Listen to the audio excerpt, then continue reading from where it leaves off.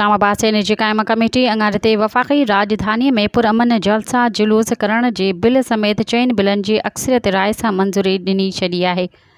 जॾहिं त हिकु बिल मुलतवी कयो वियो आहे। सेनेट कमेटी मां मंज़ूर कयल बिल मूजिबि इस्लामाबाद जे मौज़ू संगजानी या कंहिं बि अहिड़े इलाक़े में जलसो या जुलूस तॾहिं करे सघिबो जॾहिं हुकूमत इजाज़त ॾींदी।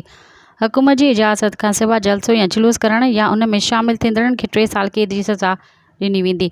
सेनेट जे घरू क़ाइमा कमेटी जो इजलास सेनेटर फैसल सलीम रहमान जी सदारत हेठि पार्लियामेंट हाउस में थियो। सेनेटर इरफान सिद्दीकी बिल ते बहस कंदे चयो त इहो बिल इस्लामाबाद जे हद ताईं आहे। अॼु बि इस्लामाबाद में कंटेनर्स लॻल आहिनि ऐं माण्हू परेशान आहिनि। का बि हिकु जॻह मुक़ररु कई वञे जिते एहतिजाज करे सघिजे। बिल आणण जो मक़सदु इहो आहे त इस्लामाबाद में एहतिजाज खे कानून मूजिबि आंदो वञे। मज़ीद ख़बरनि ऐं तफ़सीलात लाइ विज़िट कयो असांजी वेबसाइट www.awamiNewsHD.com ऐं ॾिसंदा रहो अवामी न्यूज़ HD।